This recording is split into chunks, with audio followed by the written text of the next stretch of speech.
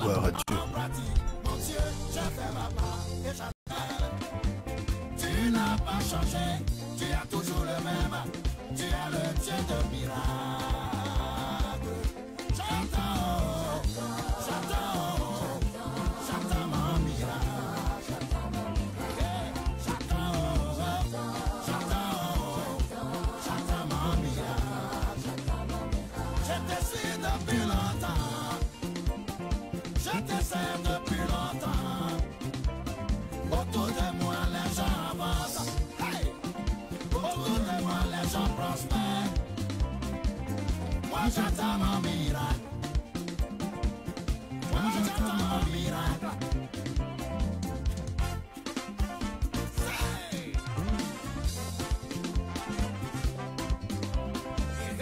J'attends mon miracle.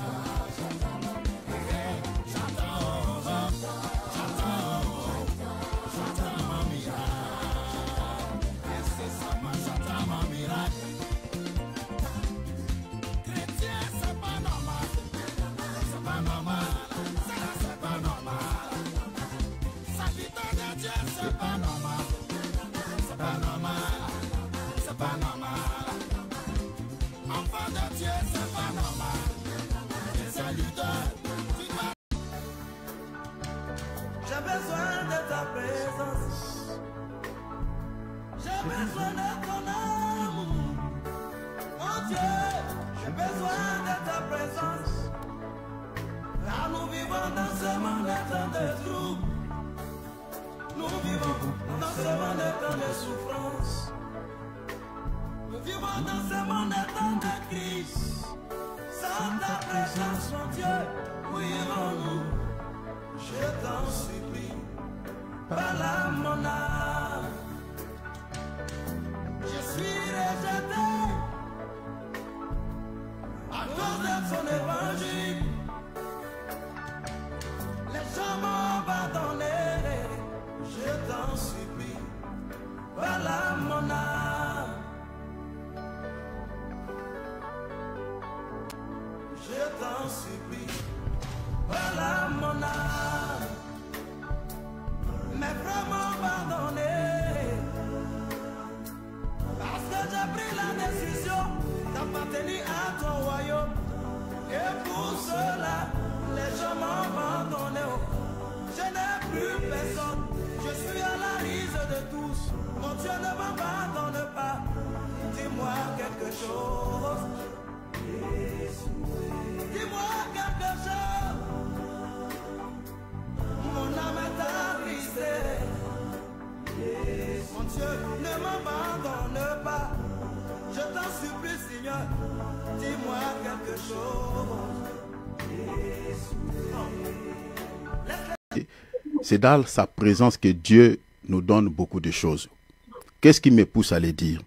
La Bible dit dans l'Épître aux Hébreux, chapitre 11, à partir du verset 6, l'Écriture dit, il est le rémunérateur de ceux qui le cherchent. Il est rémunère, il récompense ceux qui le cherchent.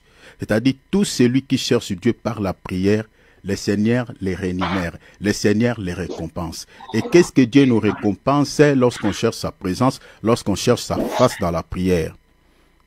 Tout ce que Dieu nous donne comme récompense, c'est les solutions par rapport à nos problèmes. Donc, Dieu nous récompense dans la prière. Lisez bien ce livre. Attends, j'aimerais lire ça. J'aimerais vous lire. Parce que c'est pour cela, mes bien-aimés, il y a de l'intérêt de prier, de chercher la face de Dieu. Il y a de l'intérêt. Je suis désolé pour les chrétiens qui n'ont pas la vie de prière. Je suis désolé pour les chrétiens qui négligent la prière. Les chrétiens qui ne prient pas. Qui pensent que Dieu va leur accorder des choses de manière, je ne sais pas, magique ou comme ça. Voilà, regarde, Hébreux 11, 6. Or, sans la foi, il est impossible de lui être agréable. Hein? Quand on s'approche de Dieu, il faut toujours, n'oubliez jamais ton assiette pour être servi. C'est la foi. Car il faut, que c'est lui, il faut. Hein? Quand on lit la Bible, il faut veiller sur les mots. On dit car il faut, c'est obligatoire, il faut. verbe falloir, il faut, obligatoire. Donc, c'est-à-dire, cette obligation est demandée à tous les chrétiens qui veulent s'approcher de Dieu. C'est-à-dire, lorsque tu t'approches de Dieu, n'oublie jamais ça. La Bible a dit, il faut quoi? Que celui qui s'approche de Dieu croit, la foi. Que Dieu existe et qu'il est le rémunérateur. Vous voyez, le rémunérateur de ceux qui les cherchent. Il récompense, il rémunère ceux qui les cherchent. La partie qui m'intéresse ici, c'est la dernière partie. Il est le rémunérateur de ceux qui les cherchent. En d'autres termes, tout celui qui ne prie pas, tout celui qui ne cherche pas la face de Dieu, ne peut jamais être récompensé par le Seigneur. Voilà pourquoi quand il y a un souci, tu traverses des moments difficiles, au lieu de pleurnicher, au lieu d'aller ça et là, au lieu de dire que Dieu m'a abandonné, cherchez Dieu selon ses promesses. Qu'est-ce que Dieu a dit quand tu es accablé par un problème? Qu'est-ce que Dieu t'a dit quand tu as un souci? Tu veux une solution par rapport à tes problèmes. Tu veux, par exemple, d'être béni. Tu as besoin de quelque chose, que le Seigneur puisse décanter une situation qui te casse la tête. Qu'est-ce que Dieu t'a dit de faire? Dieu te dit, cherche ma face pour être récompensé. Donc, tel que nous sommes là, nous sommes en train de passer ce moment dans la prière. Bien aimés, nous ne sommes pas comparables aux gens qui ne prient pas. Parce que nous, là, nous allons être rémunérés. Amen, amen. Nous allons être rémunérés. Dieu nous récompensera.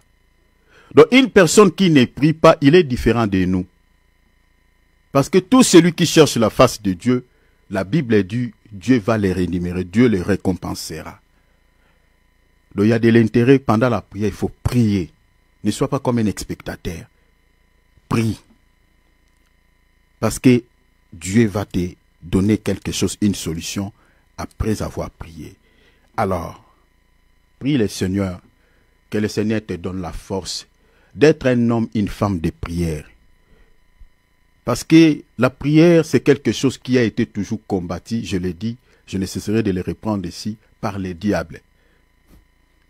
Si un chrétien dit que lui, il ne tombe jamais dans un sommeil spirituel, c'est un menteur.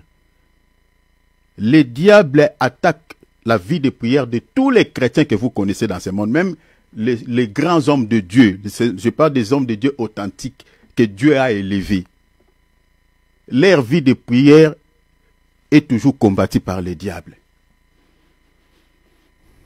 Parce que si le diable ne te désarme pas, n'enlève pas ce qui fait ta force sur le plan spirituel, comment il peut te combattre? Il ne saura pas. Il faut qu'il te dépouille d'abord de tes armes, qu'il t'enlève d'abord cette arme puissante qui fait ta force, c'est-à-dire la prière, afin de pouvoir prendre l'accès maintenant dans ta vie. Si tu es toujours quelqu'un qui prie, lui ne saura pas te combattre. Voilà pourquoi vous remarquerez qu'il a des fois, tu jeûnais, tu priais, mais à un temps, tu sens un peu affaibli, voilà, à cause de quelques soucis que l'ennemi lui-même t'a imposés pour affaiblir ta vie de prière. Vous comprenez? De bien aimé, un chrétien qui comprend ces choses, qui sait que c'est la prière qui fait sa force sur le plan spirituel, ne baisse jamais la garde. Je n'ai jamais vu un chrétien qui prie tous les jours, qui cherche la face de Dieu, échouer dans sa vie. Et qu'il meurt, voilà, dans la tristesse parce que, voilà, il cherchait Dieu et puis bon, tout a été fini négativement, comme ça. Dieu n'a pas répondu à sa prière, Dieu n'a pas libéré sa vie dans cette situation par laquelle il cherchait Dieu. Il finira toujours à recevoir quelque chose entre les mains du Seigneur. La prière est la voie par laquelle Dieu nous bénit et la voie par laquelle Dieu nous donne des solutions à nos problèmes. Voilà pourquoi la prière a été toujours combattue par les diables. Et quand je parle du diable ici, c'est-à-dire je parle même de tout son royaume. Si un sorcier veut s'attaquer à toi, il va d'abord te retirer la prière. Et comment il travaille? Il peut souffler dans ta vie la somnolence, la distraction. Tu étais quelqu'un qui s'éloignait de certaines choses, mais tu commences à goûter un peu, voilà, à toutes les distractions de ce monde. Et c'est à ce moment-là, le sommeil spirituel va prendre place dans ton âme. Et une fois qu'il y a le sommeil, l'ennemi vient maintenant, il sème, livré. pendant que les gens dorment. Faisons attention, ne tombe pas dans un sommeil spirituel. Alors, prie le Seigneur, que le Seigneur puisse t'aider à être un homme de prière, à être une femme de prière. Parce que au-delà de tout ce que je viens de dire là, que le Seigneur nous récompense par rapport à toutes ces choses que nous lui demandons par la voie de la prière, mais le Seigneur dit aussi prier pour que vous puissiez rester toujours debout jusqu'à son avènement, jusqu'à son retour. Donc la prière t'aidera aussi à demeurer debout, c'est-à-dire à ne pas pouvoir sentir les désirs de la chair. Un chrétien qui ne prie pas, c'est un chrétien qui a pas mal de désirs insensés, qui a pas mal de désirs charnels. C'est la prière qui brille ces mauvais désirs dans notre chair. La prière et le jeûne. Si tu ne pries pas, tu n'as pas la vie de jeûne, tu seras vraiment un chrétien très très charnel. Tous les désirs que les païens ont, toi tu auras ça. Mais c'est la prière qui nous distingue entre nous et les païens. C'est la prière qui fait que nous sommes des hommes spirituels. Parce que ça consume les œuvres de la chair. Ça consume, ça brille tout mauvais désir. Voilà pourquoi Jésus dit priez. Je suis dans Luc chapitre 21, verset, vous pouvez lire 34 à 36. Il dit priez pour que vous paraissez debout, vous restez toujours debout jusqu'à mon retour, jusqu'à l'enlèvement. Debout ici, c'est-à-dire rester toujours dans la sainteté, parce que le contraire de debout, c'est la chute. Veillez, priez afin que vous ne tombiez pas dans la tentation. La Bible dit, celui qui croit être debout prend garde de tomber. Tomber, c'est ça, le péché, être dans le péché. Et debout, c'est demeurer dans la sainteté, dans la sanctification. Maintenant, ce qui t'aidera, c'est la prière. Jésus revient. Je ne cesserai de le dire ici. Tous les jours, je répéterai que Jésus revient parce qu'il revient. Les signes sont là. Nous sommes là, nous crions avec le Saint-Esprit que voici l'époux, allez à sa rencontre. Il est là. Regardez si ta lampe est éteinte ou est allumée. Parce que si ta lampe est éteinte, c'est que tu fais partie des 5 vierges insensées, folles. La femme sage, sa lampe ne s'éteindra jamais. Parce qu'elle a toujours l'huile en réserve. Donc quand je parle de la lampe, je vous amène dans Psaume chapitre 119, 105. Ta parole est une lampe à mes pieds, une lumière sur mon sentier. Donc la lampe c'est la parole. Et la parole, la lampe c'est la parole. Mais maintenant, l'huile c'est la vie de l'esprit. C'est-à-dire cette parole que tu as, tu dois vivre ça. Tu dois les mettre en application. C'est ça ce qu'on appelle l'huile, c'est-à-dire tu as la vie de l'esprit. Parce que la parole que vous écoutez, le Seigneur dit, la parole que vous écoutez est esprit et vie. Vous voyez cela? Jean chapitre 6, verset 64, 63, 64. La parole c'est l'esprit, c'est vie. Maintenant, quand tu le mets en pratique, c'est ça, c'est-à-dire c'est la vie de l'esprit, tu as l'huile, c'est-à-dire ta lampe est allumée. La parole que tu écoutes, tu deviens semblable à la parole. Parce que la parole est sainte, toi aussi tu vis dans une vie de sainteté, c'est-à-dire tu deviens pareil. Tu as la vie de l'esprit. Et tu es compté parmi les 5 vierges sages. Parce que cette parole te donnera aussi la crainte des noms du Seigneur. Et la crainte des noms du Seigneur, c'est ça ce qui fait que nous soyons sages selon Dieu. Parce que la sagesse, la Bible dit, c'est la crainte de Dieu. La clé, la prière. Prie le Seigneur, ouvrons nos micros, demandons l'aide. Chers enfants de Dieu, tous nous avons des inquiétudes. Hein? Nous sommes des fois quelque part comme un Marthe par rapport à quelques soucis que nous avons dans la vie. Mais ne nous laissons pas toujours dans ça. Hein? Vous voyez, les yeux sont toujours braqués. Bon, je dois toujours gagner ma vie là. Attention, la vie éternelle est plus que toutes les choses que nous cherchons dans ce monde. Ne donnons pas tout le poids à ça. Parce que moi, j'ai toujours dit, je ne peux pas perdre mon salut. Parce que voilà, je n'ai pas encore réussi telle chose. Parce que je n'ai pas encore... Mon salut est plus que toutes les choses que je cherche. Ça peut me faire mal. Ça peut m'inquiéter. Je peux pleurer, oui. Mais à un moment, je dirais, papa, je me reste attaché comme le Sama est attaché au cep. Vous me comprenez, mes frères et sœurs? Restez scotchés. Parce que l'enlèvement se passera dans les croisières. Je l'ai dit, hein. 1 Corinthiens 15, verset 50. se passera dans les croisières. Ça ne prendra pas 30 secondes, non. Tac, c'est fini. Une fois que tu rates, et c'est fini. Donc ne perds pas ton salut. Jésus revient, les signes sont palpables.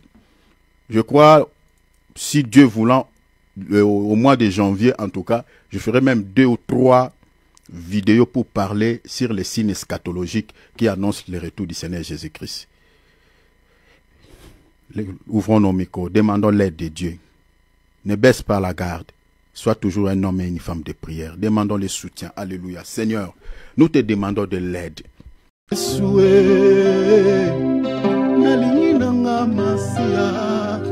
Naponi nanga seyo poyo kotanga motema kaka yo papa osilisanga posa mokili likolo bolingo na yo kaka yo papa Yesu kaka yo papa Yesu kaka yo ofandi na motema nanga na esika ebulisami bipai ozanga mpe nazali yanga na yo ekosila te moninga ya ntango nyonso ngolu nazwa nde koyeba yo yo nde osengeli mpo nanga Yesu yaya yoza malamu. Oh, il est bon. Il est magnifique, notre Dieu.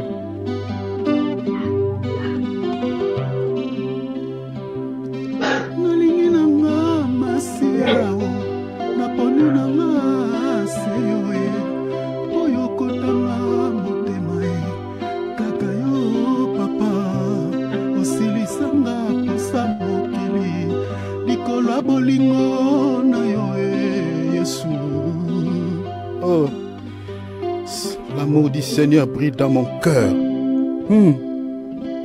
Alléluia. Jésus a accepté de mourir à notre place. Et ce qu'il a fait, personne ne l'a fait. Personne. On regarde dans des pays où se passent des guerres, on voit comment les parents abandonnent leurs enfants pour fuir la mort. L'amour que Dieu a manifesté envers nous, mes bien-aimés, c'est un amour inconditionnel, c'est un amour incomparable.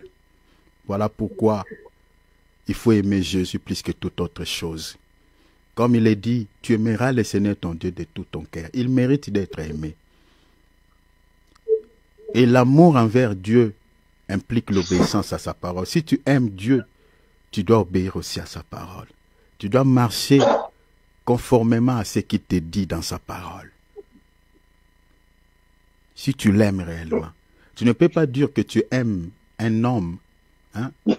Je parle de l'homme ici en tant qu'époux ou en tant que mari.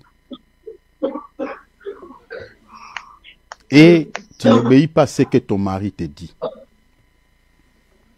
Jamais. Si tu aimes un homme, tu obéiras à ce qu'il te dit. La Bible dit, femmes, soyez soumises à vos maris. La soumission dont on parle, il est question de respecter ton mari. Ce n'est pas la soumission de, voilà, comme l'encyclopédie définit cette soumission comme une sorte de maltraitance, tout ça. Non, c'est le respect, la considération. Et une femme qui est soumise à son mari, les respecte. Et ce respect-là, si la femme aime réellement son mari, il ne va pas fournir des efforts pour respecter son mari, non. C'est l'amour qu'elle a envers son mari qui va la motiver, qui va booster son cœur à pouvoir obéir à son mari. Toutes les femmes qui ne respectent pas leur mari, si vous vérifiez bien en réalité, ils n'aiment pas vraiment trop leur mari. Peut-être que c'est une circonstance ou bien bon. Peut-être dans son cœur lui-même, il peut connaître les raisons, il peut vous le dire aussi. Mais une femme qui aime réellement son mari, qui a l'amour envers son mari, le respecte, il obéit à son mari. J'ai pris cet exemple pour parler de ces mystères, de ces grands mystères entre notre mariage et le Seigneur Jésus-Christ. Nous sommes épouses. Jésus est notre mari. Si nous l'aimons, chers enfants de Dieu, on marchera dans la crainte de sa parole. Sa parole, c'est-à-dire ce qu'il nous dit. Toi, tu es ma femme, non? Oui, je suis ta femme, Seigneur. Ok, je te dis, ne vis pas selon le monde. Ok, Seigneur, je t'aime, j'obéirai mon mari. C'est comme ça. Si tu aimes réellement le Seigneur et que tu te considères comme étant sa femme, tu vas respecter ce que le Seigneur te dit. Je suis dans la parole, non? Je suis dans Jean chapitre 1. Lisons cela. Lisons cela. On se laisse guider par le Saint-Esprit. Allons dans Jean chapitre 14. Regarde ce qu'il dit. Allons-y là-bas. Jean chapitre 14. Je suis dans la parole. Lisons les versets 23. Jésus lui répondit, si quelqu'un m'aime, si quelqu'un là, toi, sa femme, si quelqu'un m'aime, il gardera ma parole. Garder ici, c'est-à-dire dans la traduction sémère, on dit, il obéira à ce que j'ai dit.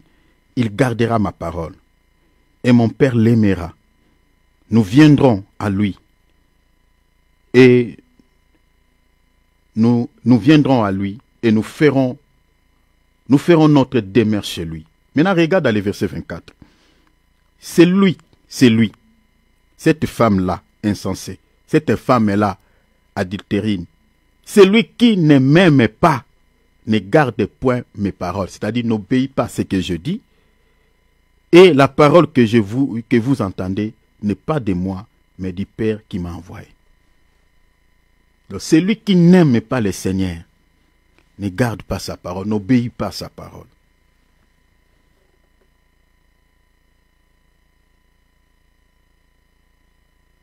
Cette parole est impliquée par rapport à nous et l'Église, mais s'applique aussi, même dans la doctrine, dans les mariages de couple, sur le plan physique. Si tu aimes réellement ton mari, tu dois le respecter automatiquement. On ne va pas te reprocher tout le temps. Alors, je parlais de notre mariage entre nous et le Seigneur. Si tu as un peu une vie de dérèglement, mets ta vie en ordre. Demande à l'homme, à ton mari de te donner la force. Je parle du Seigneur. Demande au Seigneur de te donner la force. Ne vis pas comme un païen. Tu goûtes un peu au péché. Qu'est-ce qui te prend beaucoup de temps par rapport à la prière? Qu'est-ce qui te prend beaucoup de temps par rapport à la méditation de la parole? Est-ce qu'au jour d'aujourd'hui, tu as médité la parole? Tu as respecté ce que Jésus dit dans Josué 1:8? Que ce livre ne s'éloigne pas de ta bouche. Médite-le jour et nuit pour agir fidèlement selon tout ce qui est écrit. C'est alors que tu auras du succès dans toutes tes entreprises. Est-ce que tu as accompli ce qu'il dit là au jour d'aujourd'hui? Peut-être pas. Demande à Dieu qui te donne la force. Parce que tu n'obéis pas à ce qu'il te dit. Tu ne peux pas finir les 24 heures sans méditer la parole, sans lire même un verset. Tu ne peux pas finir les 24 heures sans passer même, prendre même un temps, 1 heure même dans la prière. 1 Thessaloniciens 5:17, priez sans cesse. Priez sans cesse. Priez et ne point se relâcher. Luc 18, 1er. Priez à tout temps. Il a dit ça dans Luc chapitre 24. 21 plutôt, verset 36. Priez et ne point se relâcher. Priez à tout temps. Il ne dit pas circonstanciellement, à tout temps. S'il y a quelque chose qui te prenne beaucoup de temps, que la prière, que la parole, et que cette chose-là contribue de manière négative dans ta vie spirituelle, c'est un péché. Par exemple, tu passes des temps et des temps de regarder que des séries télévisées, de regarder que des théâtres, c'est un péché. C'est un péché. La Bible dit, tout est bon, mais tout n'est pas utile. C'est-à-dire, il y a des choses qui sont bons et qui sont aussi utiles, comme par exemple le travail. Là, Dieu te comprend. Mais les séries télévisées, c'est bon de se détendre un peu, mais est-ce que c'est utile? Demande l'aide de Dieu. Travaille ta vie spirituelle, travaille ta vie chrétienne. Jésus revient. Sois comme Habakkuk, restez sur le poste. Bien aimé, l'un des 4 matins, ce que nous sommes en train de dire, j'avais même tendance de parler à Lingala Makambo to Loba. Parce que c'est ma langue. Makambo to Loba et Kokisama. Makambo to Loba et au Salema. L'un des 4 matins, ce que nous sommes en train de dire, ça s'accompliront. Et beaucoup se rappelleront de tous ces temps que nous sommes en train de passer ici. Même si l'enlèvement n'a pas eu lieu, un jour nous allons passer. Même dans l'au-delà, on se rappellera, comme l'homme riche dans Luc 16, 19. Mais il faut pas, je ne veux pas que cela soit ainsi. Je ne souhaiterais pour personne. Mettons la parole de Dieu en pratique, travaillons. Le premier ennemi de notre vie chrétienne, de notre vie spirituelle, c'est la chair. Si tu te laisses trop dans la chair, tu seras loin de Dieu. Je répète, si tu te laisses trop dans la chair, tu seras éloigné de Dieu. La charnalité ne marche pas avec Dieu. La Bible dit les désirs de la chair et les désirs de l'esprit sont opposés. L'esprit dont on parle dans Galates 5, verset 16, c'est l'esprit de Dieu. Mais le Saint-Esprit qui habite en nous, si tu veux être ami de Dieu, ami de l'esprit de Dieu, il faut que tu sois spirituel. Prie pour ta vie d'intimité avec Dieu. Tu as fait combien de temps dans le Seigneur? Comment tu ne grandis pas? Est-ce que tu peux prêcher quelqu'un, tu peux exhorter quelqu'un au sujet de la parole de Dieu? Regardez les gens qui sont dans des fausses religions. Dans le bouddhisme et tout ça, dans l'islam. Ils connaissent leurs sourates, ils connaissent, les versets de leurs livres. Mais seulement certains chrétiens qui ont fait des temps, 2 ans, 3 ans, tu es dans le Seigneur. Mais tu ne grandis pas. Et cela inquiète le Seigneur. Parce que tu ne vois pas le visage du Seigneur, cela lui inquiète. Qui est cette femme-là ou ces parents-là qui doit mettre au monde un enfant et que son enfant ne grandit pas? Il est comme un dingue, c'est-à-dire qui simbi. Ça va vous inquiéter? Et c'est ça la situation de certains chrétiens sur le plan spirituel. Ça inquiète le Seigneur qui est leur papa, qui ne grandissent pas. Le Seigneur a certains enfants sur le plan spirituel qui sont des dingues. Qui simbi, qui la raté. Ne sois pas comme ça, grandis. Grandis dans les choses de Dieu. Ne sois pas un religieux. Ouvrons nos micros. Demandons la grâce de Dieu. Demande à Dieu que tu grandisses. Aucune chose ne te sépare de Dieu. Aucune chose ne soit une raison quelconque, une raison valable pour dire que moi le Seigneur va me comprendre. J'ai ça, j'ai ça. Non. D'abord le royaume des cieux et ensuite tout le reste. Prions, demandons l'aide du Seigneur, s'il te plaît. Prions, ouvrons nos micros.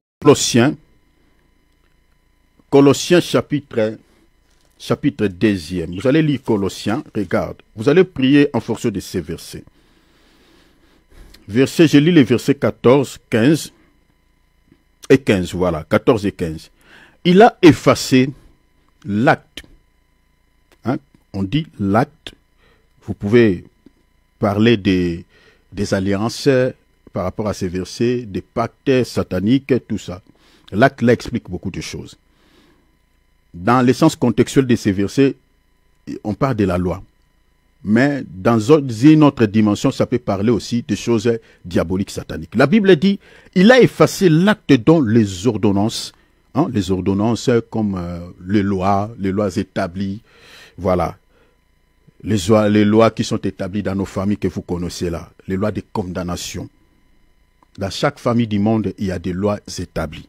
N'oublions jamais ça. Même chez les Blancs, il y a des lois établies. Dans chaque famille, il y a au moins 1, 2, 3, 4 sorciers. Dans toutes les familles du monde. Je parle de 1, 2, mais ce n'est pas un, il y en a plusieurs. Dans toutes les familles, que personne ne vous trompe, que nous, dans notre famille, il n'y a pas de sorcier. C'est que lui-même, il est sorcier. Que personne ne vous trompe. Et leur mission, c'est quoi? C'est de pouvoir accomplir la mission qui leur a été confiée par les diables, de pouvoir nuire, détruire, compliquer, accomplir Jean 3, 10, verset 10, chapitre 10, verset 10. La Bible dit, il a effacé l'acte dont les ordonnances nous condamnaient. Donc on parle de condamner, c'est-à-dire des lois qui nous condamnent. Donc dans toutes les familles où il y a des lois, il y a des ordonnances, il y a des décrets, il y a des alliances, les gens sont condamnés. La raison pour laquelle vous verrez dans certaines familles, les gens ne se marient pas. Vous trouverez dans certaines familles, les gens touchent l'argent difficilement. Dans certaines familles, les gens meurent à fleur d'âge. Dans certaines, comme nous sommes en train d'aller vers en période de fête ici, là. Vous allez voir dans certaines, tel est décédé, tel tout ça. Il y a des choses comme ça. Il y a des décrets, il y a des lois. Chers enfants de Dieu, quand vous êtes en train de se promener là, tout ça, il faut toujours s'assurer que tu as Jésus. Parce que dans votre famille, il y a aussi des lois. Ne vis pas, cher enfant de Dieu, comme quelqu'un qui n'a pas la connaissance de ces choses. Tu dois comprendre ces choses. Dans la famille où tu es sorti, il y en a. Toi, tu ne connais pas certaines personnes dans votre famille qui ont un lien avec Satan, mais ils te connaissent. Tu ne les connais pas, mais ils te connaissent. Dans toutes les familles du monde, il y a des gens qui contrôlent, qui travaillent avec des esprits, qui contrôlent leur famille. Et la Bible a dit, les ordonnances, le but c'était quoi? De condamner. Maintenant, la Bible a dit qu'il subsistait contre nous, pas contre les arbres. Donc le but de ces ordonnances qui nous condamnaient, la Bible a dit, cela subsistait contre nous. Mais ce qui est bien, regarde ce que la Bible dit. Et la Bible a dit quoi? Et il a dépouillé en le clouant à la croix. Vous voyez l'œuvre de la croix? Donc Jésus l'a dépouillé en le clouant à la croix. Donc quand tu pries, tu dois toujours rappeler à Jésus par rapport aux lois établies dans votre famille. Les lois établies dans votre famille. C'est-à-dire si dans votre famille, vous avez par exemple des maladies incurables. Parce que dans certaines familles, vous entendrez des maladies telles que les tuberculoses héréditaires, les problèmes d'estomac dans certaines familles héréditaires, des problèmes de tension. J'avais rencontré une dame ici. Donc, elle a une tension, mais bien aimée, qui peut vous faire peur. La première fois où les médecins l'avaient examinée, les médecins ont eu peur de voir sa tension, comment sa tension chutait comme ça. Mais elle-même, elle n'avait pas peur, elle sait que sa tension chute toujours comme ça. Cela lui avait permis même que sa situation de papier soit réglée au plus vite. On lui a donné même une maison. Parce qu'on voit que bon, cette personne, vraiment, si on le dérange un tout petit peu, donc directement il part. Et pendant que j'étais en train de partager avec cette dame, elle dit, dans notre famille, il y a ce genre de problèmes. Il y a des tensions comme ça. Ça a fait peur aux médecins, mais moi-même, je connais ma vie, quoi. C'est un problème de famille. Dans certaines familles, il y a des choses comme ça. Dans certaines familles, les gens se marient difficilement. Regardez dans votre famille. Si vous avez des problèmes qui sont un peu héréditaires, c'est lié à ce que la Bible dit ici. Mais toi, en tant qu'enfant de Dieu, tu ne peux pas vivre ce genre de condamnation. Tu ne peux pas vivre ce genre de choses. C'est-à-dire, quand tu pries, tu dois toujours rappeler à Jésus ce travail qu'il avait accompli à la croix pour toi. Donc, tu es membre de votre famille quant à la chair. Mais sur le plan spirituel, tu n'es plus membre de cette famille. Tu es compté maintenant dans la famille de Christ, des gens qui sont libérés de toutes ces choses. Maintenant, notez ces versets. Hein. Maintenant, dans le verset 15, le Seigneur a dit, il a dépouillé les dominations et les autorités. Les dominations et les autorités aussi, c'est une classe des anges puissantes. Ils sont souvent dans le ciel. Hein? Donc, ils contrôlent, ils supervisent souvent le ciel. Ils sont dans les mêmes classes que les principautés. Lisez Éphésiens chapitre 6 à partir du verset 10. Vous verrez ça. Ce sont les classes des anges qui sont souvent dans l'espace. Ils contrôlent le ciel, l'espace, cet espace-là. Ils travaillent avec les principautés. Ce sont des anges puissants. Donc quand tu pries, si tu es dans les péchés, ce sont ces genres des anges qui empêchent les prières de tous les chrétiens charnels. Maintenant, la Bible dit quoi? Il a dépouillé, il a Jésus. Jésus a dépouillé les dominations, les autorités, et les a livrées publiquement en spectacle, à triompher d'elles par la croix. Donc c'est-à-dire l'œuvre de la croix, l'œuvre que Jésus avait accomplie à la croix, c'était aussi pour pouvoir dépouiller toutes ces dominations, ces classes des anges puissants. Voyez? Donc c'est-à-dire tout le pouvoir qu'il exerçait contre nous, Jésus les avait arrachés ce pouvoir contre nous. Voilà pourquoi vous remarquerez dans Luc chapitre 10, verset 19, il dit, je vous ai donné le pouvoir sur les serpents. Les serpents, ce sont ces anges ici. Sur les scorpions, ce sont ces classes des anges. Parce qu'ils sont des serpents comme leur maître, les diables. Les païens n'ont pas le pouvoir contre ces anges. C'est seulement nous, les chrétiens, nous avons le pouvoir. Maintenant, pour que tu sois puissant en tant qu'enfant de Dieu, il faut aussi vivre dans une vie qui honore Dieu. Ne vis pas dans certains péchés, c'est pas bon. Sinon, tu seras faible. Alors, tu vas rappeler, tu vas faire une prière d'autorité parce qu'après ça, nous allons partager la parole. Tu dois rappeler au Seigneur cette promesse. Parce que quand le diable entendra ce que tu es en train de dire par rapport à ces versets, les esprits-là ne font que se soumettre. Parce qu'ils n'obtempèrent que devant la parole de Dieu, devant ce que Jésus a dit au sujet de ta vie. Mais hors d'état de nuire tous les esprits de condamnation dans votre famille contre ta vie. Ceux qui n'ont pas encore reçu Jésus-Christ dans votre famille, même si tu pries pour eux, c'est compliqué. Mais ici, tu dois prier d'abord pour ta vie. Parce que tu es d'abord enfant de Dieu. S'il y a des gens qui sont déjà dans le Seigneur, oui, gloire à Dieu. Tu vas prier pour eux. Mais les païens là, c'est compliqué. Même si tu pries, la première prière que tu vas faire pour eux, c'est d'abord de donner leur vie à Jésus. Mais prie pour ceux qui sont déjà chrétiens. Que toutes les condamnations que tu connais dans votre famille, des limites, hein, c'est ça ce qu'on appelle des liens. Les liens, c'est une limite. Que vous ne pouvez pas faire de grandes choses. Dans votre famille, il n'y a pas de grandes personnalités. Vous êtes tous dans une vie moyenne, dans une vie... Il y a des limites dans certaines familles, les liens. Brise tous les liens que tu connais dans votre famille. Toutes les condamnations. Associez ces versets avec Romains 8. Il n'y a donc maintenant aucune condamnation pour ceux qui sont dans Jésus-Christ. Alors, ouvrons nos micros, s'il vous plaît. Ouvrons nos micros. Brisons. Attention avec les paroles que tu libères. Ça va créer des dégâts dans le monde des ténèbres. Tout celui qui est sur le chemin de ta destinée, cette parole ne les ratera pas. Ça va lui frapper comme une flamme, comme une flèche. Alors libère des paroles puissantes. Tu es enfant de Dieu. Tu es une lionne. Tu es un lionceau. Notre Dieu est le lion de la tribu de Juda. Nous sommes des petits lions. Nous sommes des lionceaux. Alors régissons-nous. Régissons-nous par la prière. Régissons-nous par la prière. Élevons nos voix. Babo Sakabrada. Ozamalamu papa, Ozamalamu, Ozamalamu Yeshua, Ozamalamu Yeshua, Ozamalamu papa, Ozamalamu. Ozamalamu kono, Ozamalamu Yeshua, Ozamalamu Yeshua, Ozamalamu papa. Acclamons le Seigneur, donnons-lui gloire par les acclamations. Alléluia, merci Père. Gloire à Dieu. Que ton nom Jésus soit béni.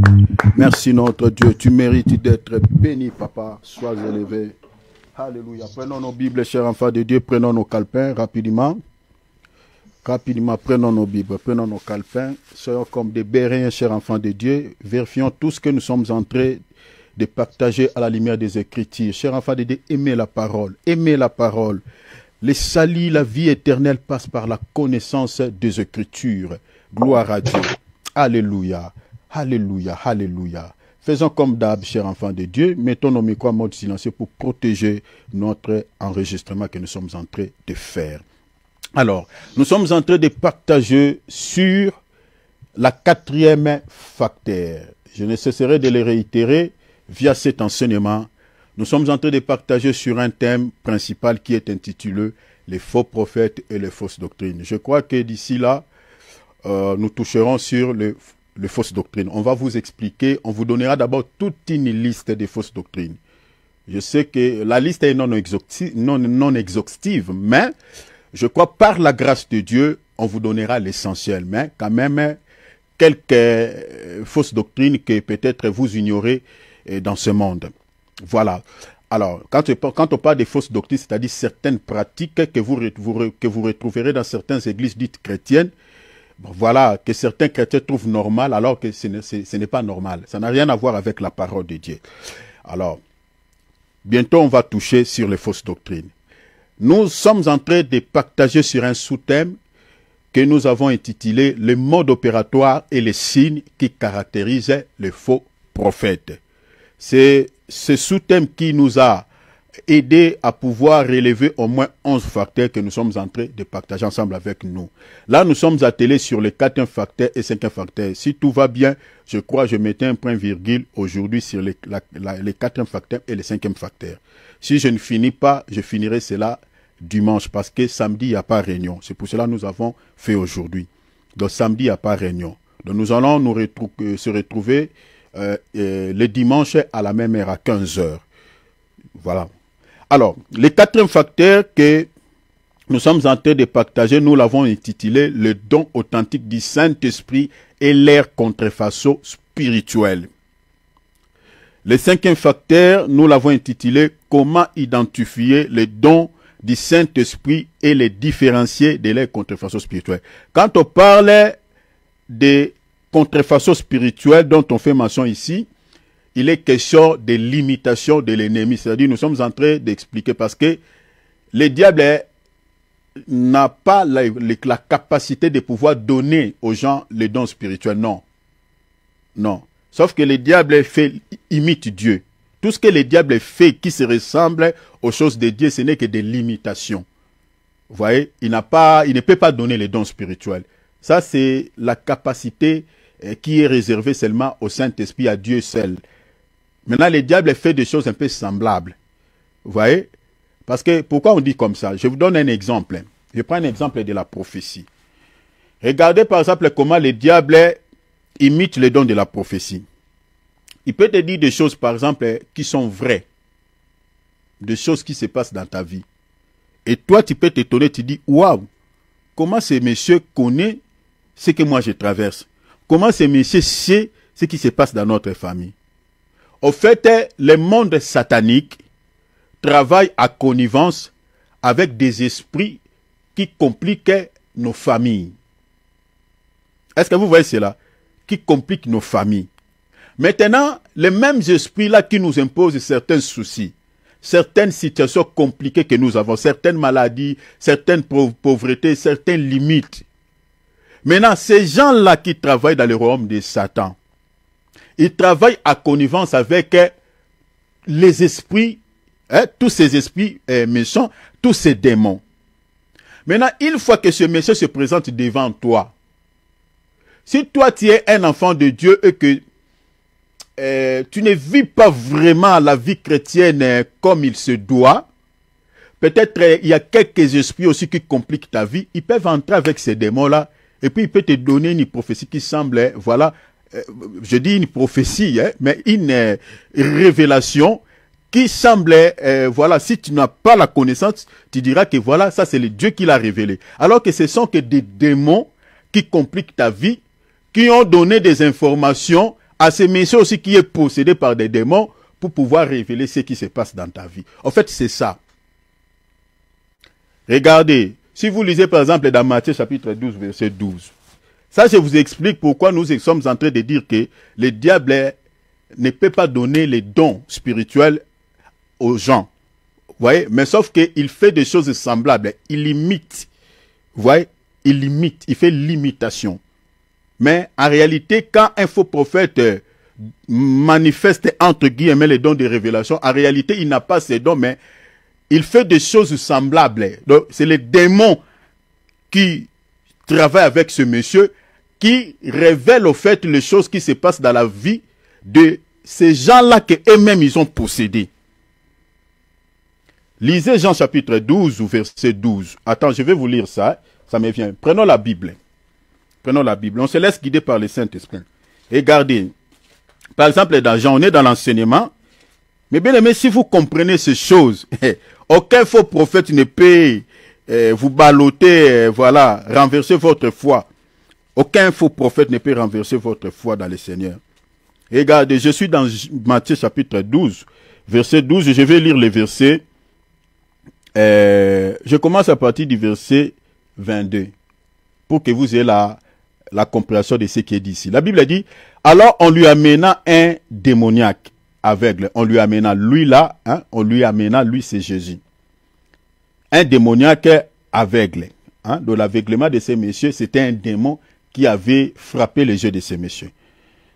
Un aveugle est muet. On a même lié sa langue pour qu'il ne parle pas. Les démons, chers enfants de Dieu, quand ils possèdent la vie de quelqu'un, ils n'ont pas pitié. Hein. Regarde la souffrance qu'ils ont imposée à quelqu'un. Ils ont fermé ses yeux, ils ont fermé même sa langue. Au lieu même de les tuer, mais on maltraite la personne. Chers enfants de Dieu, évitons les péchés. Quand un démon prend l'accès dans votre vie, ce n'est pas pour vous faire du bien. Il va vous maltraiter. Il va vous maltraiter.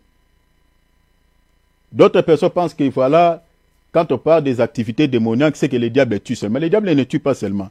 Il peut commencer à faire souffrir la vie d'une personne par une maladie. Il les fait souffrir d'abord pendant des années, et à la fin, on va les tuer. Les gars, ici, ils ont frappé quelqu'un par l'aveuglement, et puis ils l'ont rendu muet. Mais je ne suis pas là. Regarde. Maintenant, la Bible dit, et il les guérit, de sorte que les muets parlaient et voyaient. Donc Jésus a chassé ces démons-là. Je saute. Bon, je continue la lecture pour que vous compreniez la suite. Toute la foule, étonnée, disait, n'est-ce point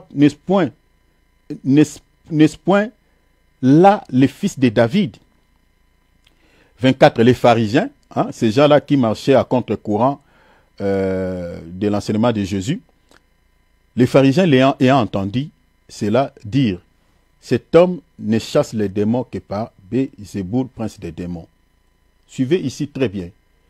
Donc ils ont dit à taxer Jésus que Jésus est possédé par Béelzéboul, prince des démons. Ce que les pharisiens disent ici, au fait, ce que les pharisiens disent ici, au fait, à l'époque des pharisiens, il y avait des gens qui faisaient ce qu'on appelle l'exorcisme. Ils chassaient aussi des démons par la puissance de Satan. Parce que quand on parle Béelzéboul ici, le prince des démons, on parle de Satan. Dans d'autres traductions, si vous lisez, on parle du diable, qui est le prince des démons. Donc c'est lui Béelzéboul. Béelzéboul, c'est en grec, en hébreu, c'est Baal-Zéboul. Baal. Baal. Baal, c'est l'image de Satan. Donc, ils ont dit que Jésus, c'est le diable qui s'incarne dans sa vie pour pouvoir donner l'ordre. Parce que quand on dit chasse des démons, c'est-à-dire les diables, les gens qui sont possédés par les esprits, comme des esprits méchants, des esprits impurs, peuvent aussi collaborer avec certains démons. De pouvoir, par exemple, des démons de maladies incurables, de pouvoir relâcher aussi la vie d'une personne pendant un temps. Ils peuvent aussi collaborer. Ça s'est fait. Parce qu'à l'époque de Jésus, il y avait des gens qui traitaient avec le monde des ténèbres pour pouvoir donner, pallier à certaines situations compliquées dans la vie de certaines personnes, c'est-à-dire donner quelques soulagements. Il y avait aussi ça. Il y avait aussi ça. C'est pour ça qu'ils disent que voilà, lui aussi, il est possédé par Béelzéboul comme ces gens-là. Maintenant, dans le verset 25, qu'est-ce que Jésus dit? Jésus dit, connaissez, la Bible dit, comme Jésus connaissait leurs pensées, il leur dit, tout royaume divisé contre lui-même est dévasté, et toute ville ou maison divisée contre elle-même ne peut subsister. Maintenant, dans le verset 26, il leur répond, si Satan chasse Satan, vous voyez, Jésus, il a compris que le Béelzéboul dont on fait mention, donc il parlait de Satan. Donc Jésus, il a parlé ouvertement. Il dit, si Satan chasse Satan, il est divisé contre lui-même. Comment donc son royaume subsistera? Et si moi, je chasse les démons par Béelzéboul, vos fils par qui chassent-ils? Donc, la pensée, je suis allé là-bas pour nous dire ceci. Ce que Jésus est en train de dire ici, c'est-à-dire les gens là qui font des pratiques de Béelzéboul, chasser les démons dans la vie des gens par la puissance de Satan, en réalité, les délivrances qu'ils accordent aux gens, ce ne sont que des délivrances mensongères, des délivrances éphémères. Éphémères. Parce que Jésus a dit, si le diable peut réellement accorder la délivrance aux gens qui sont possédés par ses agents, ce royaume ne sera pas fort. Donc c'est-à-dire, c'est comme si Satan se combat contre lui-même. Du coup, Jésus dit, son royaume ne sera pas puissant, son royaume sera dévasté. C'est pour dire tout simplement que ces gens-là, les prophéties qu'ils donnent, les miracles, entre guillemets, c'est pour ça que nous parlons de limitation. Les miracles qu'ils accomplissent là, ce ne sont que, mes bien-aimés, des distractions. Mes bien-aimés, ce ne sont que du mensonge. Ce n'est rien d'autre que tout ça. Ce ne sont pas des vraies délivrances, ce ne sont pas des vrais miracles, ce ne sont pas des vraies prophéties. C'est pour cela que si vous lisez dans 2 Thessaloniciens chapitre 2, à partir du verset 10, la Bible dit, le faux prophète, voyez, que le diable enverra, va accomplir des miracles mensongers, va accomplir des guérisons mensongères, va donner des prophéties mensongères. Voyez? Donc, c'est-à-dire, tout ce que le diable fait, ce n'est que du faux. Voilà pourquoi nous sommes en train de parler des limitations de l'ennemi à ce qui concerne des dons spirituels. Je vais prophétiser sur quelqu'un. Vous voyez, cet homme de Dieu commence à prophétiser. Et il peut dire des choses qui semblent être vraies. Mais ce n'est que des limitations de l'ennemi. Ce n'est pas de la prophétie. Ce n'est pas une parole de connaissance authentique.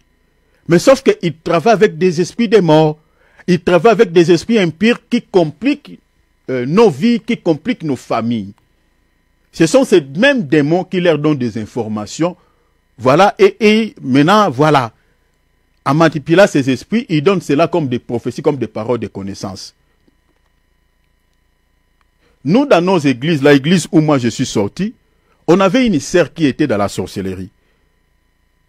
Avant que Dieu nous révèle son état d'âme, avant, on croyait que cette sœur-là avait le don de la prophétie. Cher enfant de Dieu, elle dénonçait tous les sorciers qui combattaient l'église. Et tout ce qu'elle disait, si on vérifie cela, était vrai.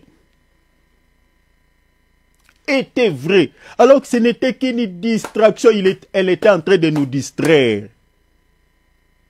Parce qu'après avoir fait comme ça, elle va se rendre maintenant dans l'autre cas, pour pouvoir leur dire, regarde, ils vont faire ça. C'est-à-dire, il vous dit des choses qui sont vraies, et maintenant quand vous allez se préparer dans la spiritualité pour pouvoir s'attaquer, maintenant il va leur donner encore des attention, ils vont faire ça, ils veulent faire ça. C'est-à-dire, il est en train de vous distraire. Donc vous priez comme ça, vous êtes en train de faire comme ça, et après ça ne marche pas. Après, Dieu nous a révélé que, hey, regarde, il y a un agent au milieu de vous. On a vu de telles choses. Donc c'est-à-dire, elle n'avait pas le don de la prophétie. Elle n'avait pas la parole de la connaissance. Sauf que elle travaille avec le monde des ténèbres. Donc elle était tout un agent. Il vous donne des informations qui sont vraies, des choses qui sont vraies. Mais sauf que c'est pour vous désorienter. Dans la prière. Donc, voilà pourquoi nous parlons de limitation. Alors, nous sommes en train de dire que la manifestation des dons spirituels authentiques s'est fait selon l'analogie de la foi chrétienne, bien évidemment, c'est-à-dire en accord avec les Écritures, c'est-à-dire en accord avec la parole de Dieu, selon Romains chapitre 12, verset 6. Alors, la manifestation des dons, des révélations et des puissances ne peuvent pas, nous avions dit que, contredire les Écritures. Au contraire, elles les confirment. Elles les confirment. Mais j'avais fait une petite nuance. Ici, j'avais dit que il existe certaines circonstances. J'avais bien dit que certaines circonstances où la manifestation de dons spirituels ne peut pas être retracé dans les Écritures. Il y a certains cas de figure qu'on retrouve dans la Bible, où la manifestation de dons ne se retrouve pas dans les Écritures. C'est-à-dire, vous vérifiez, vous cherchez ce que Paul est en train de faire ici, ou ce que Pierre est en train de faire ici. Est-ce que cela est écrit quelque part dans la Bible? Vous ne trouvez nulle part. C'est une révélation que le Seigneur a donnée juste à ce moment-là à Pierre, et puis c'est fini. Donc voilà pourquoi j'ai dit qu'il y a certaines circonstances où cela vient souvent, hein.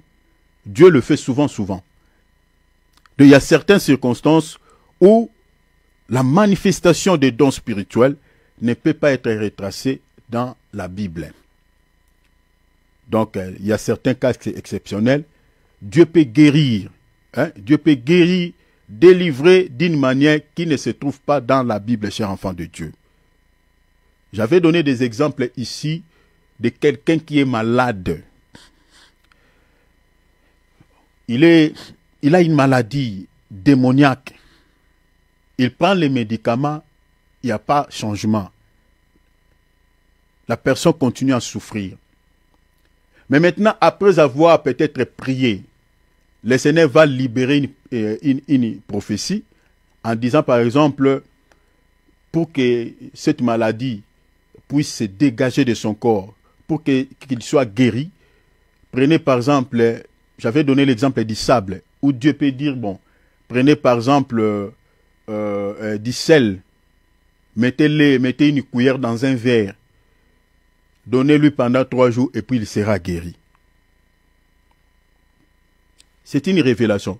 Maintenant, si vous lisez dans la Bible, vous regardez dans la Bible, vous ne trouverez nulle part un apôtre avait fait cette pratique, avait donné un verre de sel à quelqu'un qui était malade pendant 3 jours pour être guéri. Pour être guéri. Il n'y en a pas. Nous avions dit par rapport à cela que quand, au fait, la révélation, il y a certaines révélations qui ne cadrent pas avec les Écritures, mais cela ne contredit pas les Écritures, ne contredit pas la parole. Parce que souvent, la manifestation des dons de révélation va toujours, des fois, au-delà des Écritures, au-delà de ce qui est écrit. Ça peut aller au-delà de ce qui est écrit. Souvent, la manifestation des dons de révélation, la manifestation des dons de puissance peut aller, mes bien-aimés, au-delà. C'est-à-dire, ne contredit pas la parole, mais sauf que la révélation que Dieu a donnée à ce temps-là, dans la Bible, n'est pas retracée dans les Écritures. Cela ne se trouve pas, ne se justifie pas. Vous voyez, cela ne se justifie pas. Mais j'avais dit tantôt que, à quel moment où la manifestation des dons spirituels contredit les Écritures. J'avais donné un exemple. 1 Corinthiens chapitre 14, verset 3. La Bible dit, le don authentique du Saint-Esprit doit posséder au moins 3 caractères, parmi lesquels nous avons l'édification, la consolation et puis l'exhortation. Maintenant, quand quelqu'un manifeste un don de révélation, et qu'on ne retrouve pas peut-être ces 3 caractères, ou peut-être ce qu'il est en train de dire, il contredit ces 3 caractères que nous retrouvons dans la Bible. Que cette manifestation des dons, par exemple, de révélation, renverse la foi. Est-ce que vous voyez cela? Renverse la foi de quelqu'un. Sème la peur dans l'esprit de quelqu'un. Sème le découragement dans l'esprit de quelqu'un. À ce moment-là, nous allons dire que cette manifestation des dons spirituels contredit la parole. Parce qu'au lieu d'édifier, mais ça renverse la foi. Au lieu d'encourager, ça sème le découragement. Au lieu de donner des orientations pour pallier à cette situation, mais ça rend encore la situation difficile, la situation de la personne. Donc, à ce moment-là, nous allons dire que cette manifestation des dons contredit la parole. Vous voyez, contredit la parole. Mais c'est différent de ce que je suis en train de dire ici, que quelqu'un est dans la souffrance, le Seigneur dit par exemple, donne-lui du sel et puis sa maladie partira. Ça ne contredit pas les Écritures. Par contre, nous trouvons quand même une consolation. Vous voyez, ça ne contredit pas les Écritures. Parce que cette révélation, sauf que ne se trouve pas dans la Bible, mais ça vient pour consoler. Mais maintenant, nous avions dit que au fait, toute manifestation de dons spirituels qui ne se justifie pas, par exemple, dans les Écritures, où Dieu donne, par exemple, une révélation, justement pour pouvoir pallier à une situation quelconque, c'est-à-dire, Dieu ne le fera pas tout le temps, ne va pas les reproduire tout le temps. Il peut donner, par exemple, comme je viens de dire, prenez du sel, donnez à cette personne, il sera guéri. Demain, si quelqu'un d'autre est malade parmi vous, Dieu ne dira pas encore, prenez du sel, mettez-le dans un verre avec de l'eau, donnez-lui. Non, peut-être il va guérir d'une autre manière. Pourquoi? Parce que Dieu n'est pas dans les systèmes. Dieu n'est pas dans les systèmes. Est-ce que vous voyez cela? Dieu n'est pas dans les systèmes. Dieu ne guérira pas toujours les malades à cette même méthode, car il n'est pas dans les systèmes. J'avais dit tantôt que tout ce qui est système vient de l'ennemi Satan.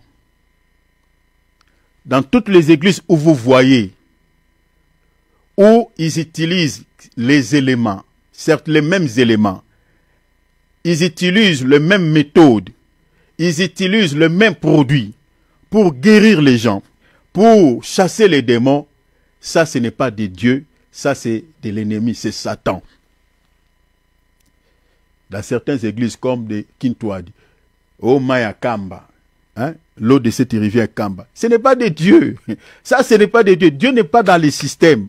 Dans la Bible, Dieu nous a donné son nom. Au-delà de tout ce que Dieu peut nous révéler, le nom de Jésus-Christ suffit pour guérir les malades, suffit pour chasser les démons, suffit pour régler tous les soucis que nous pouvons avoir.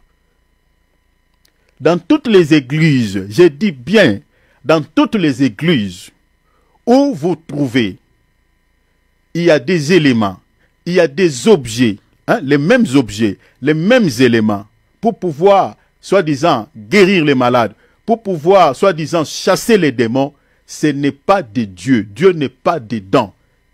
Parce que Dieu n'est pas dans le système. Dieu peut vous révéler aujourd'hui de guérir une personne en utilisant le sel, en utilisant le sable, en utilisant l'huile. Mais demain, Dieu ne va pas reproduire la même chose. Non. Non.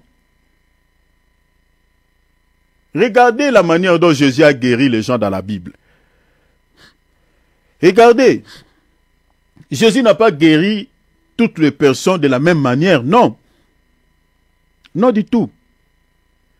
Si vous lisez dans Jean 9, Jésus pour guérir cet aveugle-né, il a craché sur la terre. Mais pour guérir Bartimée, Jésus l'a dit quoi? Ta foi t'a sauvé. Il n'a pas craché sur la terre. Non. Donc même les apôtres, si vous lisez, les apôtres, ils ont fait pareil. Regardez par exemple l'écriture que je vous avais donnée de Actes chapitre 19, versets 11 à 12. Je lis. La Bible dit Dieu faisait des miracles extraordinaires par les mains de Paul, au point qu'on appliquait sur les malades des linges et des mouchoirs qui avaient touché son corps. Vous voyez, les mouchoirs qui avaient touché le corps de qui? De Paul. Et les maladies qui les quittaient et les esprits mauvais sortaient. C'est une révélation qui ne se justifie nulle part dans la Bible. Ce que je lis ici, vous ne trouverez cela nulle part. Il n'y en a pas.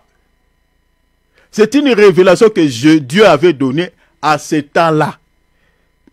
À ce temps-là pour guérir les malades. C'est fini.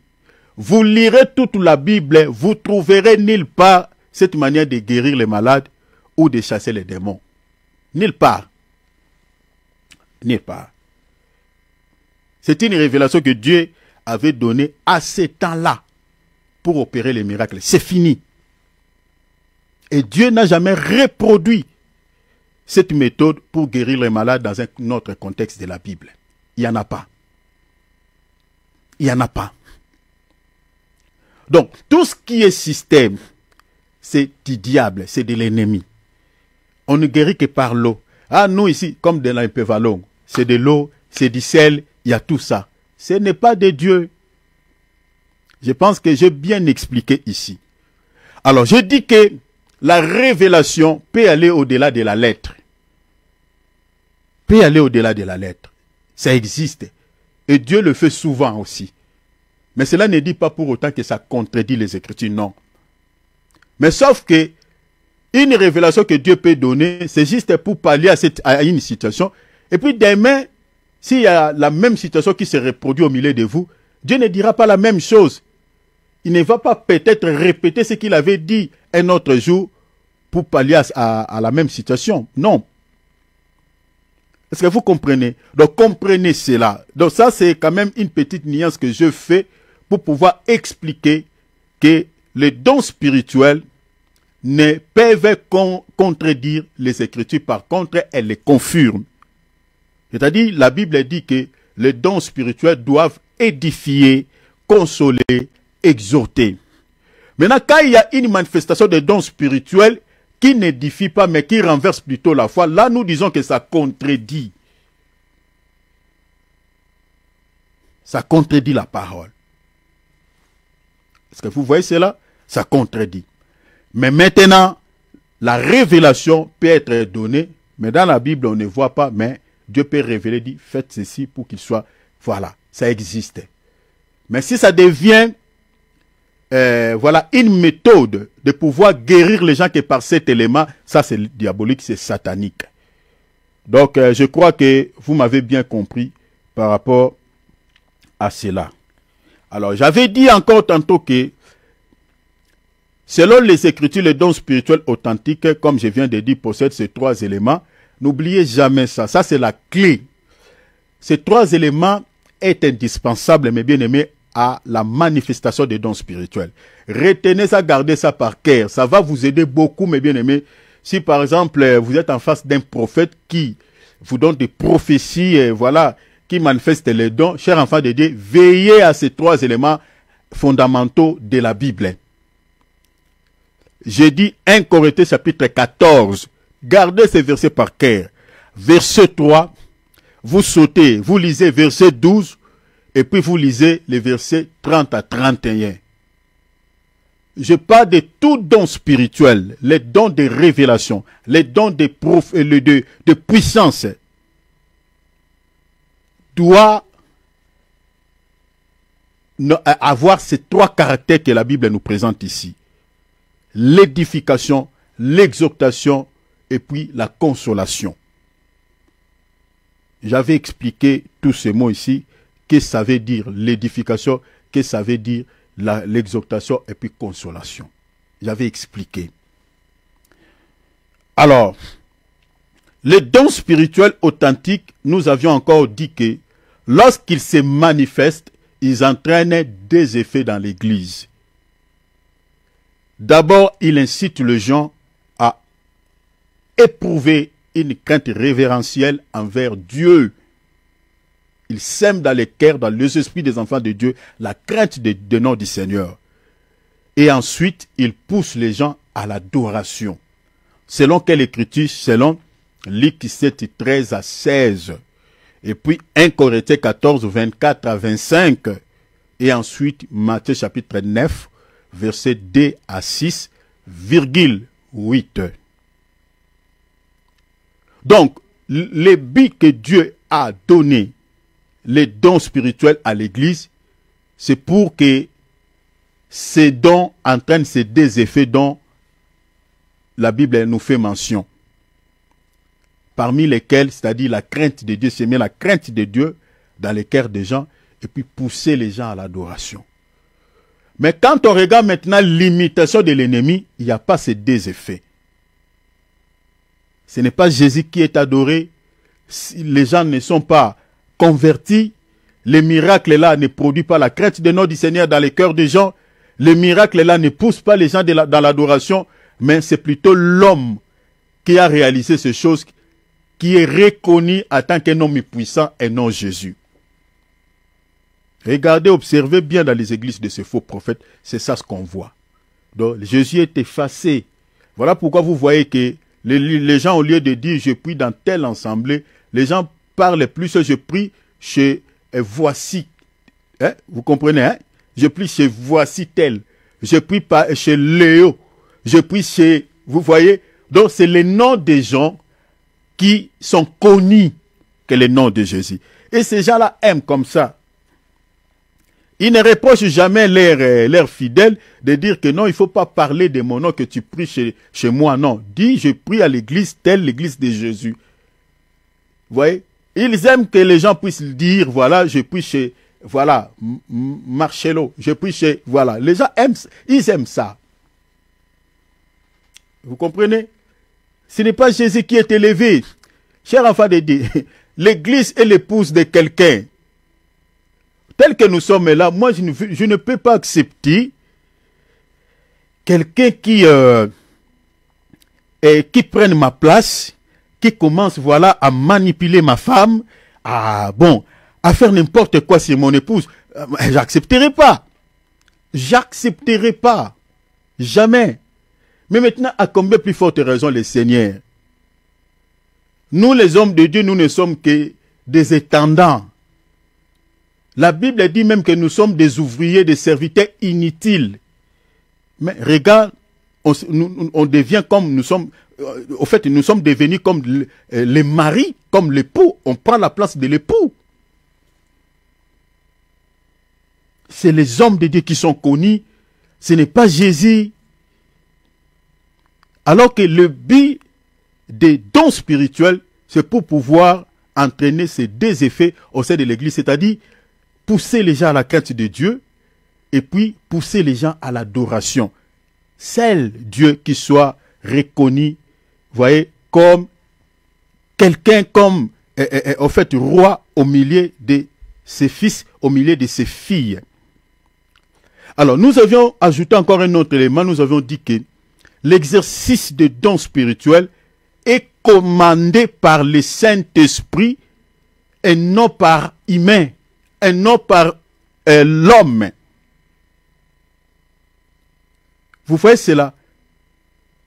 Aucun homme, j'avais dit, aucun homme n'a la capacité d'activer les dons spirituels dans l'opération. Aucun homme. C'est le Saint-Esprit détient ce pouvoir d'activer les dons spirituels dans l'opération. Selon quelle écriture? Selon 1 Corinthiens, chapitre 12, versets 7 à 11. Je lirai les versets 11 rapidement. La Bible dit, un seul et même esprit opère toutes ces choses-là, c'est-à-dire ces dons-là. Vous voyez, dans l'opération, un homme de Dieu ne peut pas programmer les miracles. Un homme de Dieu ne peut pas programmer les prophéties. Donc j'avais dit ici que quand vous entendez un serviteur de Dieu dire, est-ce que je peux prophétiser? Est-ce que je peux guérir quelqu'un ici? Est-ce que je peux réaliser un miracle aujourd'hui? Est-ce que je peux libérer une prophétie en faveur de quelqu'un? Une fois que les fidèles disent que oui, et ils commencent à prophétiser, ils commencent voilà, à faire tomber les gens, ça ce n'est pas l'Esprit de Dieu. Non, ce n'est pas l'Esprit de Dieu. Ce n'est pas l'Esprit de Dieu. Les dons spirituels se manifestent quand le Saint-Esprit veut. Si Dieu ne veut pas, il ne guérit pas. Il ne guérit pas. Il se manifeste quand lui-même veut. Regarde dans Actes, chapitre 2, verset 4. La Bible a dit, et ils furent tous remplis du Saint-Esprit, et ils se mirent à parler en d'autres langues. La Bible a dit quoi? Regarde, selon que l'Esprit leur donnait de s'exprimer. Est-ce que vous voyez cela? Donc c'est le Saint-Esprit qui a distribué les dons, et c'est le Saint-Esprit qui donne la manière dont chacun va s'exprimer. Ce n'est pas un homme. 1 Corinthiens encore 12, 4, 6. Il y a diversité de dons, mais le même esprit. Diversité de ministères, mais le même Seigneur. Diversité d'opérations. Mais regarde la phrase suivante. La Bible dit, mais le même Dieu qui opère tout en tous. Est-ce que vous voyez ça? C'est Dieu lui-même qui commande les dons. C'est Dieu lui-même qui active dans l'opération. Ce n'est pas un homme. Ce n'est pas un homme. Donc quand vous entendez un serviteur de Dieu dire est-ce que je peux prophétiser? Est-ce que je peux guérir un malade aujourd'hui? Est-ce que je peux réaliser? Quand vous entendez ça, comprenez que ce monsieur-là, il est possédé par des démons. Il travaille, peut-être il est dans la cabale, il est dans la magie, il est dans des histoires. L'esprit là qui l'anime de dire ça, ce n'est pas l'esprit de Dieu. J'avais ajouté encore un verset, 2 Pierre chapitre 1 verset 20 à 21. Regarde ce que l'apôtre Pierre dit, sachant que tout d'abord vous-même, qu'aucune prophétie de l'écriture ne peut être quoi? Un objet d'une interprétation particulière. Est-ce que vous voyez cela? Ça ne vient pas de l'homme. La Bible dit, car ce n'est pas par une volonté d'homme. Ce n'est pas par la volonté de l'homme parce que l'homme veut. La Bible dit quoi? Qu'une prophétie a jamais été apportée.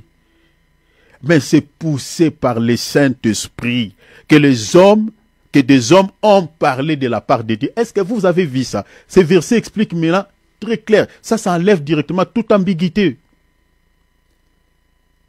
C'est poussé par le Saint-Esprit que les hommes ont parlé de la part de Dieu. C'est poussé par le Saint-Esprit que les hommes ont réalisé les miracles. L'apôtre Pierre l'a dit. Aucun homme ne peut activer ses dons. Aucun homme. Aucun. L'ordre de manifester les dons de révélation et de puissance dans l'opération vient de Dieu. C'est Dieu qui commande. C'est Dieu qui commande. Alors, si un prophète peut prophétiser quand il veut, nous avons dit que ce n'est pas l'Esprit de Dieu qu'il prophétise, mais par Satan. Il prophétise des mensonges par l'esprit de Satan. Donc quand un prophète peut manifester les dons spirituels, quand tu le veux, l'esprit qui l'anime, c'est l'esprit diabolique, c'est l'esprit de Satan. Et ce qu'il réalise, ce n'est pas vrai, c'est du mensonge. Je vous donne par une écriture, Jérémie chapitre 14, verset 14. Regarde, la Bible dit, « L'Éternel me répondit, les prophètes qui prophétisent à mon nom mentent. » Est-ce que vous voyez? Mentent. Je ne les ai point envoyés. Est-ce que vous voyez? Donc pour qu'un prophète prophétise, il faut qu'il soit envoyé. Le Seigneur dit, je ne les ai point envoyés. Je ne leur ai pas point donné d'ordre. Est-ce que vous voyez ça? J'ai mis ça. Le Seigneur dit, je ne les ai point donné d'ordre. C'est pour ça que j'ai dit que l'ordre de prophétiser ou d'accomplir, de manifester le don de puissance vient de Dieu. Dieu dit, je ne les ai point envoyés, je ne leur ai point donné d'ordre. Est-ce que vous voyez ça? Je ne leur ai point parlé. Il vous prophétise une vision. La Bible dit quoi? Une vision de fausse espérance. Une divination et une illusion plutôt du cœur. Donc c'est dit n'importe quoi. Est-ce que vous voyez? Donc c'est-à-dire, tout celui qui prophétise quand il veut, il est possédé par un démon. Parce que Jérémie, bien aimé, retenez ces versets, écrivez s'il vous plaît. Hein? Jérémie 14, verset 14. L'ordre de prophétiser. Donc, on prend l'exemple de la prophétie, mais j'ai dit, associer ce que Dieu dit ici à tous les dons spirituels. Jérémie 14, verset 14. L'Éternel me répondit. Les prophètes, comme nous avons des prophètes aujourd'hui, hein, parce qu'aujourd'hui, tout le monde veut devenir prophète. Parce que quand on entend, prophète, voilà, on sous-entend que ce qu'il voit, c'est qu'il est puissant. Les autres ministères, ça n'intéresse pas certaines personnes. La Bible dit, l'Éternel me répond, les prophètes qui prophétisent à mon nom mentent. Bazoko sabatu. Ils prophétisent les mensonges, mais au nom de qui? Au nom du Seigneur.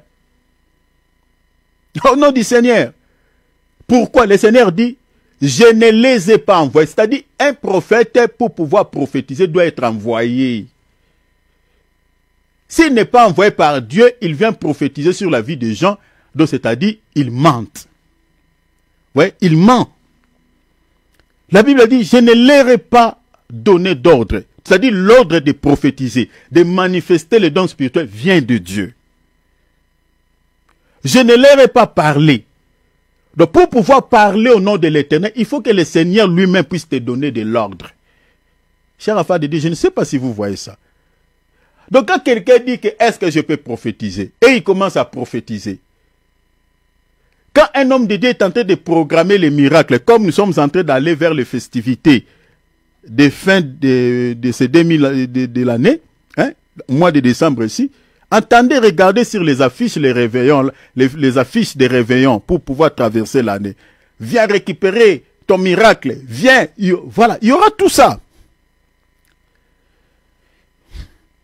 Cette maman-là qui vendait les charbons, abaneko teka makala mbula mumbateka ka makala ba prophétisa sérieux ane oyo okotika makala okokoma okende Dubaï tout ça mbula na mbula ba prophétisa sérieux teka ka makala bomona teka za mamba lukuta. Vous prophétisez sur quelqu'un qui vend de charbon. Voilà, cette année, ça sera l'année des changements. Voilà, tu vas commencer à aller à Dubaï, tu vas commencer à voyager, tu vas commencer à faire ça. Des années et des années, vous donnez la même prophétie sur la même personne, mais sa vie ne change pas. C'est dit n'importe quoi, les mensonges. Mais si réellement c'est Dieu qui a parlé, la vie de quelqu'un doit changer. Tel que nous sommes là, peut-être tu as déjà réussi une prophétie de la part d'un soi-disant prophète. Mais qu'est-ce que cette prophétie-là a amené comme changement dans ta vie? Surtout vous, mes mamans, telles que vous êtes là. Vous aimez ces choses. Peut-être tu as été tu as déjà reçu une prophétie de la part d'un soi-disant serviteur de Dieu. Mais ce qu'il a dit là, c'est accompli dans ta vie? Ou ta vie, tu continues toujours à vivre la même chose? Attention. L'ordre de prophétiser vient de Dieu. C'est Dieu qui commande tous les dons de puissance. C'est Dieu. Quand Dieu opère les miracles, quand Dieu libère manifeste les dons de prophétie, même l'homme de Dieu lui-même, il est étonné. Moi, je fus intercesseur plusieurs années dans mon église, là où j'étais. Cher enfant de Dieu, Dieu était toujours un mystère pour nous. Il était toujours un mystère. Donc, on était toujours surpris quand Dieu parle. On était toujours surpris quand Dieu manifestait sa puissance. Quand j'étais intercesseur pendant plusieurs années, et dans l'intercession, quand on priait, Dieu nous... Au fait, on était surpris des fois quand Dieu parle, quand Dieu nous dit des choses, quand Dieu réalise des miracles, on était surpris. Mais regardez les prophètes que nous avons aujourd'hui. Il appelle les gens, il dit que voilà, il y aura des miracles, les paralytiques vont marcher. On a dit ce qu'on ne fait pas par la foi, on peut dire ça. Et quand vous dites ça là par la foi là, il faut que ta foi là soit vraiment une vraie foi. Sinon les gens rentreront dessus. Alors, chez les diables, c'est l'humain, je dis bien chez les diables, c'est l'humain qui active, entre guillemets. Pourquoi je dis entre guillemets? Parce que le diable n'a pas la capacité de donner aux gens les dons spirituels. Donc, il fait des choses semblables. C'est pour ça que je dis entre guillemets. Donc, je dis que chez l'ennemi, le diable, c'est l'humain qui active, entre guillemets, la manifestation des dons, des révélations et de puissance quand il veut. Vous voyez? Quand il veut. Dans un seul objectif, de séduire les gens. Parce que l'objectif, c'est celui-là. Parce que le diable imite le don spirituel pour séduire, égarer les gens, tout simplement. Mais maintenant, chez l'ennemi, chez Satan, c'est l'homme qui active. C'est l'homme lui-même, quand tu le veux. C'est pour ça que vous entendez ces gens-là, j'active les anges, j'active. Voilà, et vous voyez les gens en train de tomber. Ce n'est pas la puissance de Dieu, ça c'est du diabolique. Il dit, je vais prophétiser, c'est le temps de prophétiser. Et il commence à prophétiser. Vous voyez, il y a des choses comme ça.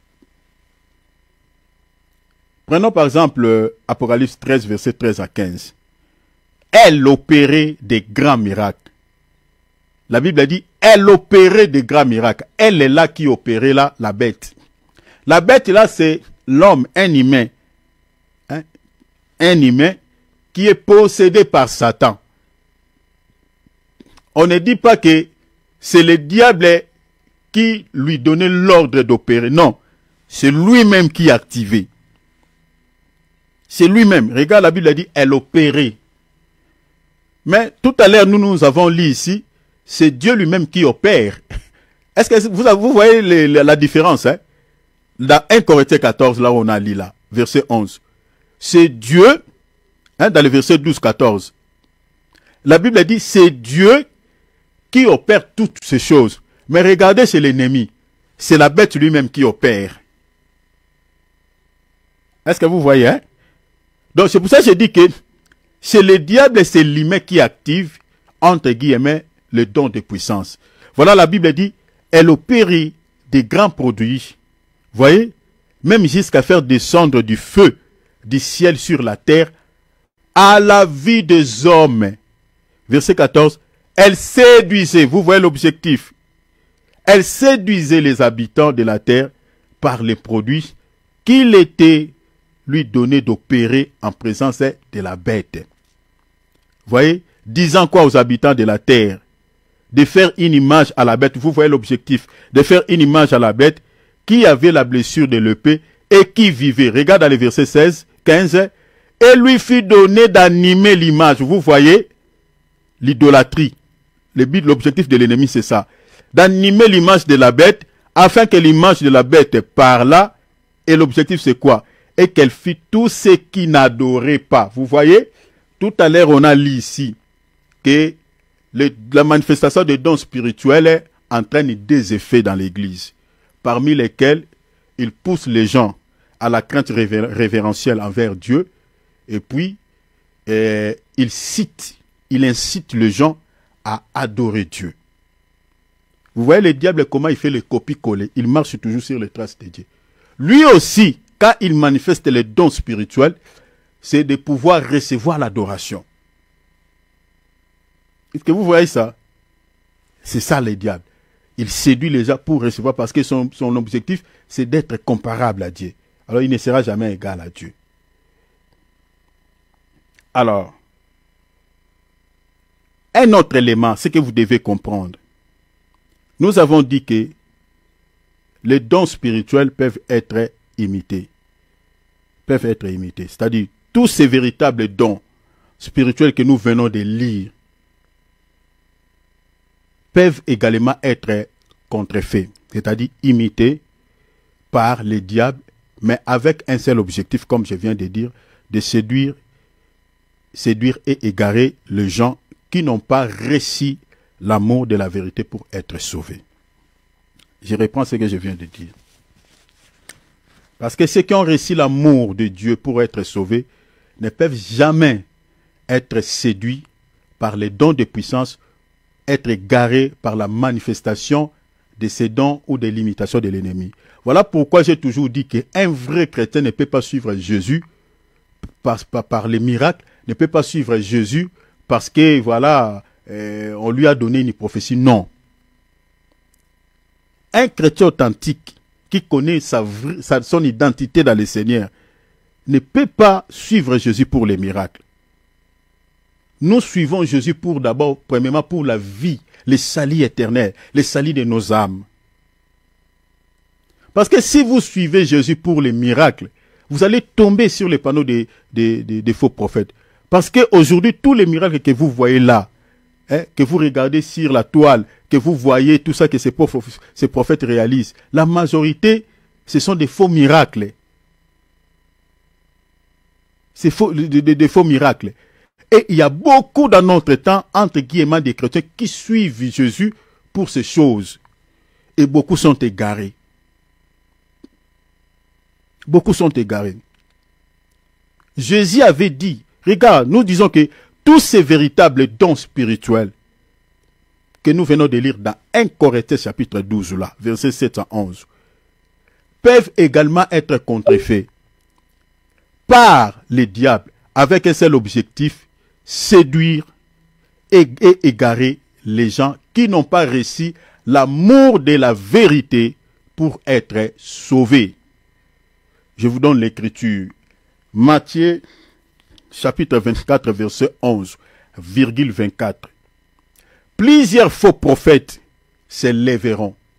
La Bible dit, et ils séduiront beaucoup de gens.